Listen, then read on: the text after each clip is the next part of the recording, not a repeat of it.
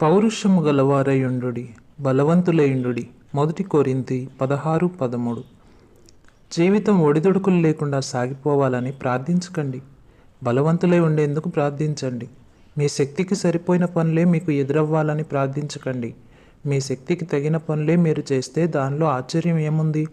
దేవుడు మీ చేత అద్భుత కార్యాలు చేయించనున్నాడు. మనం స్థిమితంగా తేలికగా జీవితాలను వెళ్ళబోస్తూ ఉంటే క్రీస్తు మనలను గొప్పవాళ్ళుగా ఎప్పటికీ చేయడన్నది గుర్తుంచుకోండి. అలాంటి జీవితం క్రిందికి నడిపిస్తుందేమో కానీ ఔన్నత్యానికి నడిపించదు. పరలోకం మనకు పైగా ఉంది. మనం ఎప్పుడూ పైనున్న పరలోకం వైపు చూస్తూ ఉండాలి. కొందరు ఉంటారు, వాళ్ళు త్యాగం, సంయమనం, నిస్వార్థపరత్వం మొదలైన లక్షణాల మూలంగా సాధించదగ్గ శ్రేష్టమైన విషయాల జోలికి వెళ్ళరు. కానీ శ్రమించి పనిచేయటం, కష్టాలకు ఓర్చుకోవడం ఇవే ఔన్నత్యానికి సోపానాలు. పచ్చిక మైదానాల గుండా ఎవరో మన కోసం సిద్ధం చేసిన మెత్తటి కాలిబాట్ల మీదుగా వెళ్తే గొప్పవాళ్ళం కాలేము. నీ స్వహస్తాలతో రాళ్లు చదును చేసుకుని దాన్ని ఏర్పరచుకుంటేనే కొండ కొమ్మల్లో ఉండే ప్రకృతి అందాలని చేరగలవు.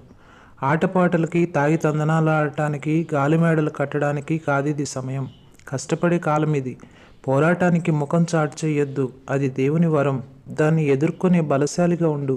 రోజులు మంచివి కాదు అంటూ నెట్టూర్చకు. ఎవరిది తప్పు? లేచి నిలబడు, ధైర్యం తెచ్చుకో. దేవుని పేరిట గొంతెత్తి మాట్లాడు. సిగ్గుపడకు, బలవంతుడివై ఉండు. దుష్టులు ఎంతగా వర్ధిల్లుతున్నారో చూడకు. యుద్ధం ఎంత తీవ్రంగా చెలరేగుతున్నదో చూడకు. నిస్పృహ చెందకు, పోరు నుంచి నిష్క్రమించకు. రేపే నీ విజయభేరి మ్రోగుతుంది. బలవంతుడివై ఉండు.